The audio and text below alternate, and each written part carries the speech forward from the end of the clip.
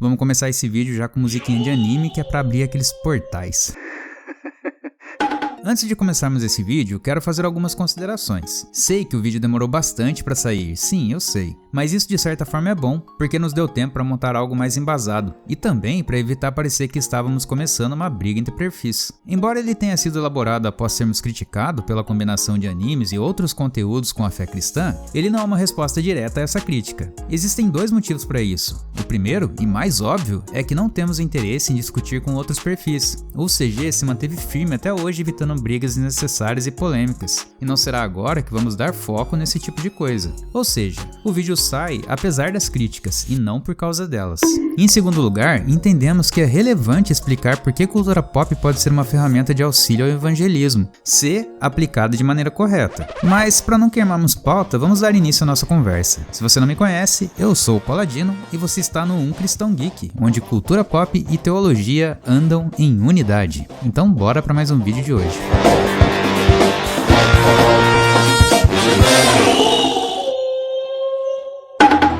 A cultura e a religião sempre estiveram intimamente entrelaçadas. A discussão sobre como a religião se alinha com a cultura já ocorria muito antes da institucionalização de religiões organizadas. Se voltarmos no tempo, antes do nascimento de Cristo, diversas nações possuíam seus próprios conhecimentos e riquezas culturais, que ditavam a estrutura em que aquela sociedade vivia. Basta observar como os sumérios, os macedônios, os egípcios se organizavam, unindo à sua maneira a cultura em torno da fé que professavam. Como os autores do artigo Religion in the Lives of Ancient Egyptians afirmam, no Egito, religião e vida estavam tão interligadas que seria impossível ser agnóstico. Astronomia, medicina, geografia, agricultura, arte e direito civil, virtualmente todos os aspectos da cultura e civilização egípcias eram manifestações de crenças religiosas. Com isso surge um paradoxo muito interessante. Se a religião influencia a cultura, esta será um resultado pragmático daqueles dogmas. Mas se a cultura influencia a religião, ela passa a ter toques imanentistas em sua concepção. E aqui caímos na famigerada teoria da Tostines. A cultura é moldada pela religião ou a religião é moldada pela cultura? Em Cristo e Cultura, Helmut Richard Niebuhr aborda como o cristianismo lidou com a cultura já estabelecida antes de sua difusão. Quando o movimento cristão iniciou, já existia toda uma cultura ao seu redor, principalmente o judaísmo. Essa cultura estava profundamente enraizada nos primeiros cristãos e foi combatida principalmente por Paulo. No entanto, ele não anulou totalmente a tradição judaica, mas purificou os problemas levantados na época, mostrando a sabedoria de Cristo ao apontar a natureza pura da tradição ensinada por Deus através dos profetas. Na primeira epístola aos Tessalonicenses, Paulo aborda a perseguição dos judeus aos convertidos seguidores de Cristo. Vendo a dificuldade dos novos convertidos, Paulo escreve para reafirmar sua fé e ajudá-los a interpretar o ambiente de forma a se fortalecerem como igreja, tanto que a carta pode ser dividida em 4 partes: encorajamento e fé, exortação à santidade e pureza, a segunda vinda de Cristo e vida comunitária e trabalho. Paulo fortalece a fé dos cristãos, mostrando que, apesar da opressão, o ambiente podia ser usado para fortalecer a pregação do evangelho. Aliás, o versículo "examinai todas as coisas, retende o que é bom",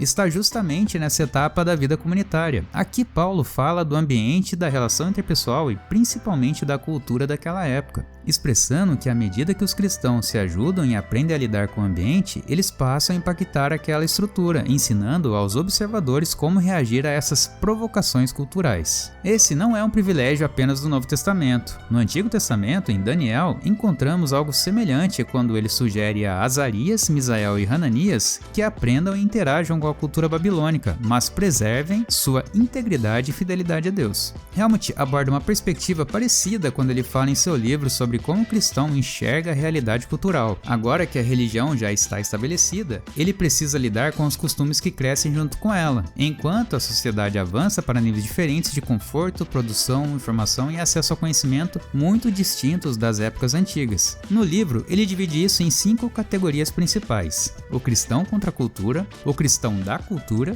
o cristão acima da cultura, o cristão e a cultura em paradoxo e o cristão como agente transformador da cultura. Para não nos aprofundarmos demais, vamos focar só nas categorias 1 e 5, dando uma pincelada rápida nas outras, beleza? Então vamos nessa.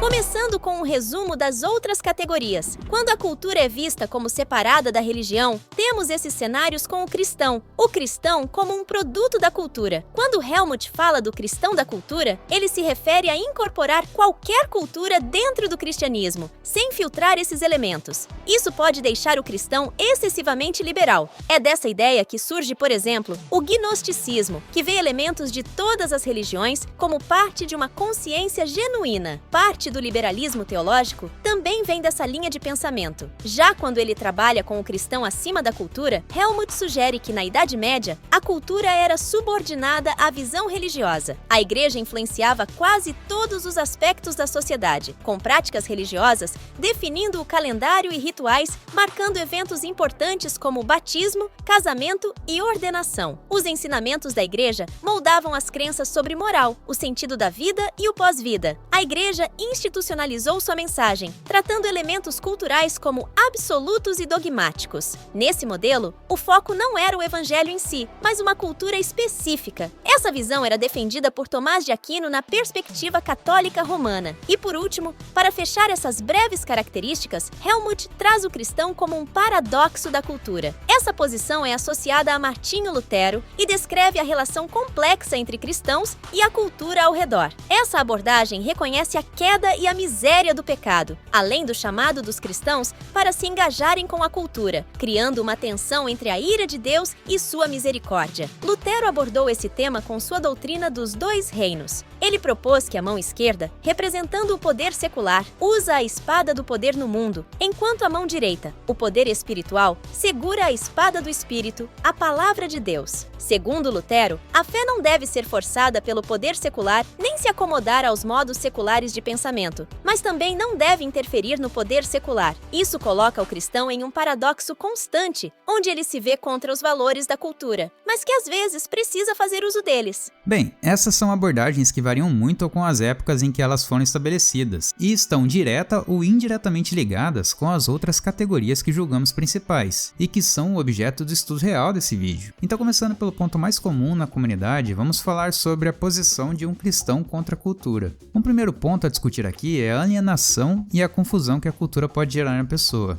O ambiente cultural pode influenciar positivamente, promovendo bons costumes, mas também pode, pelo contrário, criar um monte de vícios nelas. Por exemplo, um ambiente que incentiva a leitura e o pensamento crítico prepara o cidadão para questionar a realidade e buscar respostas profundas, ajudando-o a enxergar além das aparências. Já um ambiente que desencoraja a ler e pensar criticamente pode levar à alienação, deixando as pessoas mais suscetíveis à manipulação e aceitação passiva de informações e comportamentos. Isso pode resultar em uma conformidade cega com os padrões culturais que muitas vezes vão contra os valores cristãos. Então, a cultura pode ser interpretada como uma ferramenta para manipular o indivíduo, moldando-o. Por isso, muitos cristãos se levantam no movimento contra a cultura. Em seu livro Contra a Cultura Cristã, John Stott analisa o Sermão da Montanha, que aborda vários temas que aparentemente colocam o seguidor de Cristo à margem da cultura e, quem sabe, como inimigo dela. E esse ponto de vista é defendido pelos mais puritanos, que, em termos simples, ditam que o verdadeiro cristão deve rejeitar tudo que vá contra os princípios estabelecidos por Deus para uma verdadeira santidade. Quanto mais se afasta dos ideais da cultura, mais puro em essência o cristão fica se aproximando de Deus. Tertuliano, que viveu entre 160 a 220 depois de Cristo, era um apologista cristão e crítico de sua época. Ele era o principal antagonista das heresias que tentavam se instalar nas doutrinas cristãs, e uma forma que encontrou para manter a pureza da palavra foi expurgando toda a cultura que os cristãos pudessem incorporar nas escrituras naquela época. Tertuliano é considerado por Helmut uma voz poderosa para quem via a cultura como inimiga da verdade apresentada por Cristo. Helmut diz: a rejeição de Tertuliano aos preceitos da cultura é igualmente incisiva. O conflito do crente não é com a natureza, mas com a cultura, pois é nela que o pecado reside. E esse é um ponto forte no argumento de Tertuliano. De fato, existe um perigo em se deixar influenciar pela cultura a ponto dela perverter a palavra.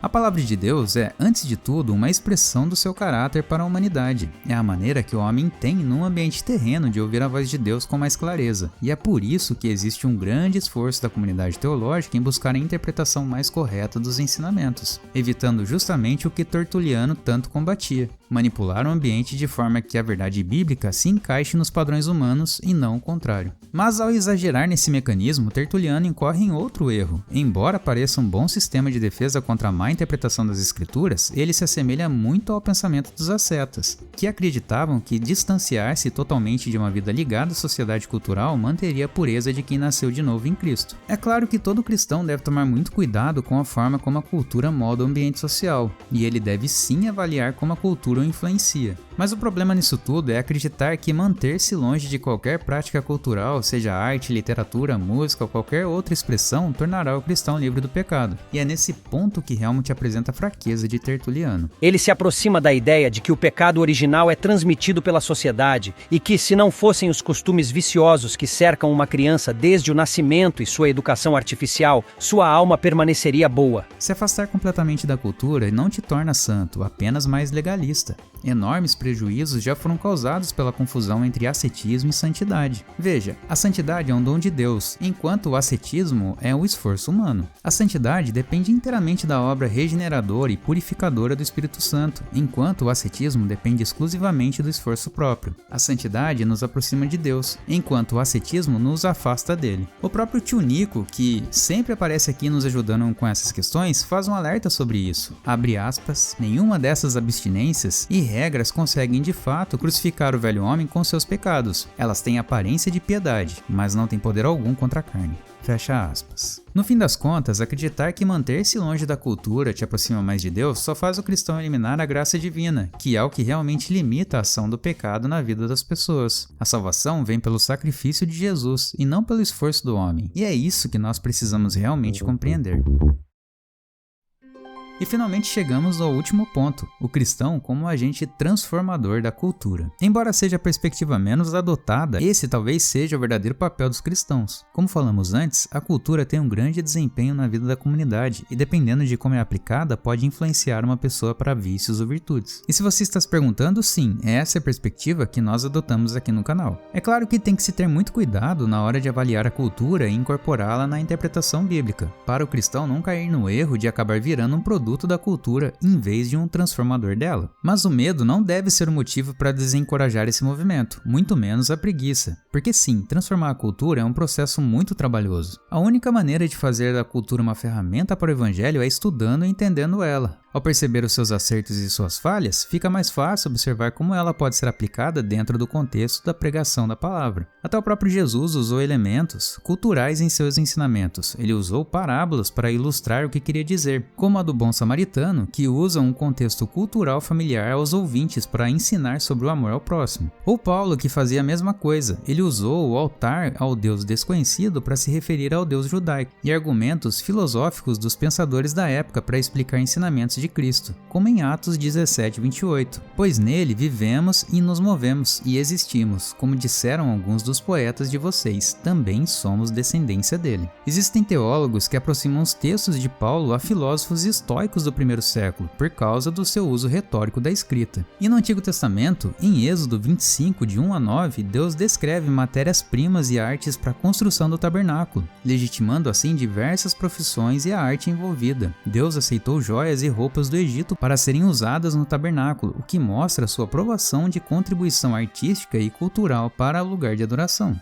fazendo justamente o movimento de transformá-las em algo novo. E trazendo para nossa época, C.S. Lewis, um importante escritor cristão, usou a cultura para ilustrar suas histórias. Em Nárnia temos o uso da fábula como a representação de um mundo construído e governado por Jesus, com Aslan figurando Cristo. Tolkien, por sua vez, criou a Terra-média, referenciando elementos da Bíblia em diversos de seus personagens, unindo seus valores cristãos, a cultura e a fantasia. Ou seja, é possível combinar cultura e religião se houver uma análise cuidadosa do assunto discutido. Agora, é preciso lembrar que não vamos conseguir ver Jesus em todos os elementos da cultura, e isso não significa que eles não possam ser interpretados para responder às provocações que a cultura faz às histórias bíblicas. Don Richardson, em seu livro Fator Melquisedeque, explica como Deus espalhou características ao longo dos anos e por diversos povos diferentes que remetiam a Cristo. Mesmo povos com séculos de distância ainda tinham essa semente do caráter de Cristo, pois o padrão moral de Deus é algo transcendente transcendente. Dessa forma, quando características que remetem às virtudes são incorporadas dentro de uma sociedade, elas apontam automaticamente para Cristo, pois todas as coisas vêm dele, existem por meio dele e são para ele. Essas semelhanças encontradas entre indivíduos remetem a uma comunicação direta com o padrão observado na realidade. Tomás de Aquino chamou esses aspectos de atributos comunicáveis de Deus, enquanto o psicólogo Carl Gustav Jung os chamou de arquétipos. E para os cristãos, isso é espelhar a Cristo. Então, quando o cristão usa elementos da cultura para expressar uma face de Cristo, ele não necessariamente peca por causa disso. Pelo contrário, esse movimento mostra que Cristo não é apenas um modelo padrão a ser seguido, mas que, por meio dele, todas as coisas foram criadas e fundamentadas. E depois disso tudo, você deve estar se perguntando: Ok, Paladino, muito legal isso tudo, mas e a cultura pop? Onde se encaixa nisso? A cultura pop é um elemento muito mais próximo da nossa realidade do que da maior parte dos pensadores cristãos de outras épocas. Por esse motivo, expliquei primeiro a origem do conflito entre cristão e cultura, para só depois chegarmos numa discussão que pertence aos nossos tempos. Mas para ilustrar melhor isso, eu vou deixar um amigo meu explicar muito melhor do que se trata. Olá, eu sou Erlan Tostes, professor teólogo e autor do livro Onde Está Deus na Cultura Pop, publicado agora pela Thomas Nelson Brasil em 2024. Um livro que propõe um diálogo com a cultura, com o cristianismo e propõe respostas, né? Como a gente lida com essa questão tão complexa, né? A cultura pop, ela tá presente, querendo nós ou não. E vale a pena aqui delimitar, né? O que é cultura pop? É tudo aquilo que tá no Spotify, na Netflix, na Amazon Prime, na HBO, no Disney Plus, nos streamings, nos filmes do cinema, nas rodas culturais, na batalha de rap, stand-up comedy, nas peças, nos mangás, nos animes. O que há de produto cultural comercializado a fim de entretenimento a gente chama de cultura pop. E é por isso que eu propus algumas respostas de como nós, como cristãos, temos alguns pressupostos, temos algumas coisas que têm que ser analisadas, avaliadas, para que a gente não caia em um legalismo ou em um liberalismo, né? Uma libertinagem. Eu propus 3 caminhos. O primeiro é o consumo irrestrito, né? Não importa nada disso que me afeta, eu sou cristão, Deus está comigo, então é por isso que eu vou lá ver qualquer filme, vou ler o livro que for, vou fazer o que eu quiser, porque eu estou livre, estou na liberdade da graça, não é mesmo? Pois é uma possibilidade ruim. Eu avalio que se não estivermos cientes dos perigos que determinados consumos proporcionam para o nosso interior, a gente pode cair em ciladas muito grandes e cair em tentações ruins para a nossa vida. Um outro caminho é a abstenção total. Então eu vou cair na questão do monasticismo, vou ficar longe, o isolacionismo, eu não vou fazer nada relacionado com cultura, não vou ter internet, não vou usar rede social, não vou usar nada, eu não vou ler livro nenhum, não vou consumir nenhum produto audiovisual como um filme, uma série, eu não vou ouvir música nenhuma, eu vou ficar isolado. Não me parece um caminho muito adequado também, porque fomos chamados para ser sal e luz no mundo. Na oração sacerdotal de João 17, Jesus ora para que Deus não tire seus amigos, apóstolos, do mundo, mas os preserve, né? Os livre do mal. Então, me parece uma solução preguiçosa, inclusive, de não fazer nada, porque não exige nenhum critério, nenhum julgamento, não exige nada, você só simplesmente fica longe. Você não tem que lidar com os problemas do mundo moderno, você só tem que se livrar deles, ficar longe deles. Não me parece uma solução bíblica, inclusive. O terceiro caminho é a da ponderação, a da maturidade, a da avaliação crítica. O que for que consumirmos deve ser alvo da nossa avaliação, deve ser alvo daquilo que eu chamo de um consumo consciente, de eu saber. Compare. Aqui, eu tenho um exemplo. Coincidentemente, eu tenho uma laranja aqui nas minhas mãos. Eu vou avaliar se essa laranja está boa para consumo, se ela tá, ela pode inclusive aparentar estar boa, né, com a casca aqui está aparentemente boa e tal, mas se eu cortar e abrir ela tiver preta por dentro, tem alguma coisa errada. Se tiver um bicho aqui dentro, tem alguma coisa errada, então eu não vou consumir, entendeu? Mas se ela tiver boa, se eu provar e eu sentir um sabor estranho, eu vou descartá-la. Se eu prová-la e vier uma semente, eu não engulo semente, eu cuspo a semente, né? Eu fico com o caldo da laranja e cuspo a semente. É por isso que é uma comparação perfeita para os produtos culturais que existem, para os filmes, séries, músicas. Eu vou ali verificar uma parte estética, uma parte visual, um pré-julgamento mesmo, né, julgando o livro pela capa, verifico isso, se ele é apropriado ou não. Passou pelo primeiro crivo, eu vou no segundo nível. Eu proponho 6 níveis, tá, no meu livro, pode ficar à vontade para adquiri-lo. E aí a gente vai verificando em cada nível se aquilo tá adequado, se é possível prosseguir, e se não for possível, em algum momento a gente tira alguma coisa, pula alguma parte, entendeu? É necessário um tipo de consumo consciente, é necessário uma forma de usar o dom que Deus nos deu, essa capacidade cerebral, essa capacidade analítica, essa capacidade de julgamento que Deus nos deu, a gente usa para as coisas. Eu não sou uma criança, pressupondo, eu estou falando para adultos, para adolescentes e adultos.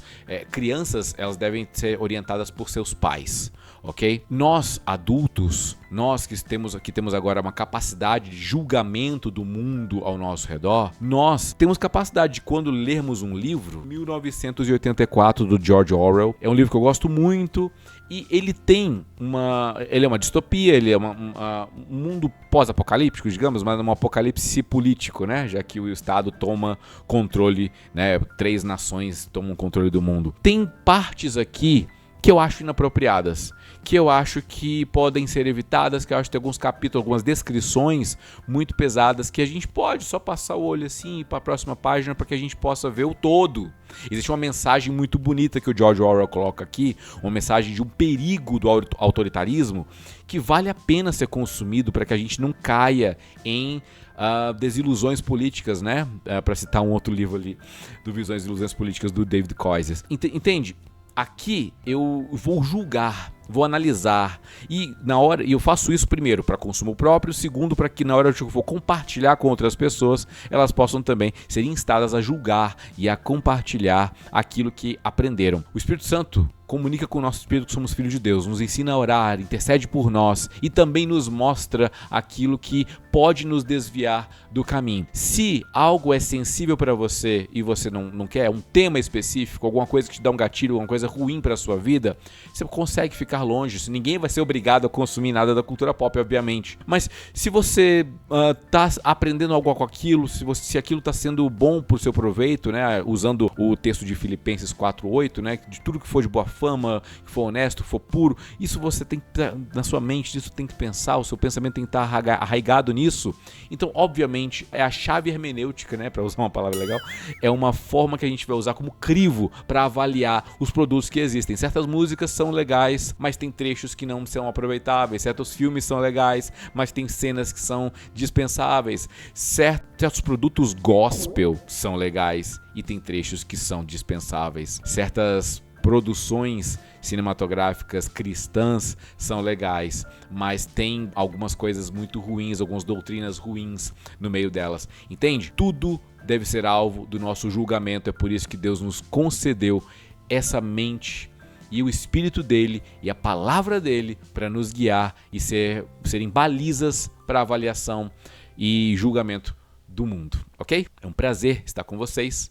Até a próxima. Que isso, Erlan. Prazer é nosso de ter você aqui. Obrigado pela explicação. Bom, vocês ouviram o homem, né? Isso que o Erlan falou vale também para os animes. Quando falamos dessas obras, é importante lembrar que a cultura oriental é muito diferente da ocidental. Esse choque cultural pode causar resistência na hora de avaliar o conteúdo, mas demonizar a cultura japonesa por preconceito é um claro desrespeito com as pessoas daquela cultura, para não chamar de tolice. A maior parte dos animes se baseia no folclore japonês, e rotular essas criaturas como demônios ou espíritos malignos, por nossa perspectiva, é uma análise simplista da realidade oriental. Afinal, a Bíblia também vem de uma cultura oriental muito diferente da nossa. Então, quando consumimos produtos da cultura japonesa, especialmente animes, devemos interpretá-los levando em consideração esse contexto e fazer uma análise mais coerente e honesta, sem exigir que a cultura japonesa compreenda a nossa perspectiva. Ou resumindo, assistir anime não é pecado.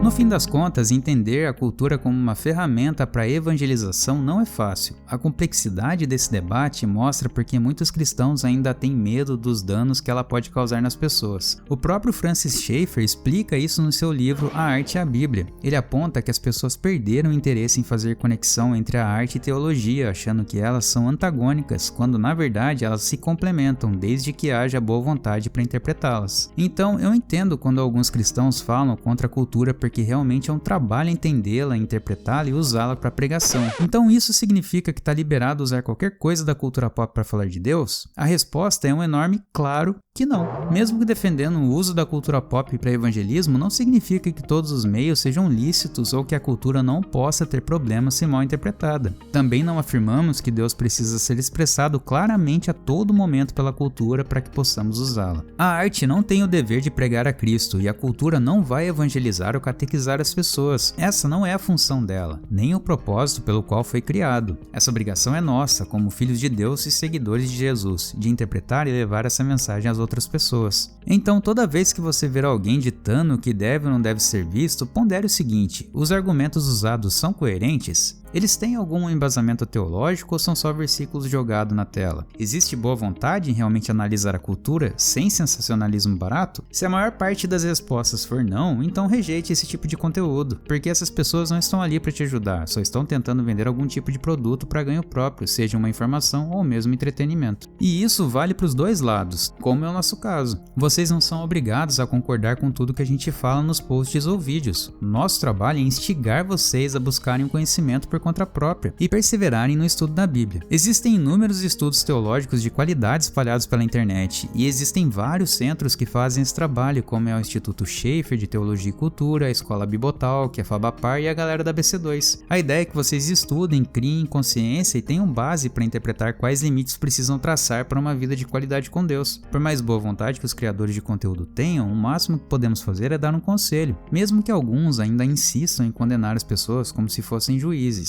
Porque as redes sociais permitem mostrar apenas uma parte da nossa verdadeira relação com Deus. E infelizmente essa virtude de santidade é a mais fácil de emular, já que é um contato íntimo da pessoa com Deus. Então, se existe um conselho bom para ser seguido, façam uso do conselho de Paulo. Quando ouvirem um direcionamento ou assistir a qualquer tipo de conteúdo, seja no lazer com a família ou no estudo da palavra, analisem todas as coisas e retenham o que é bom.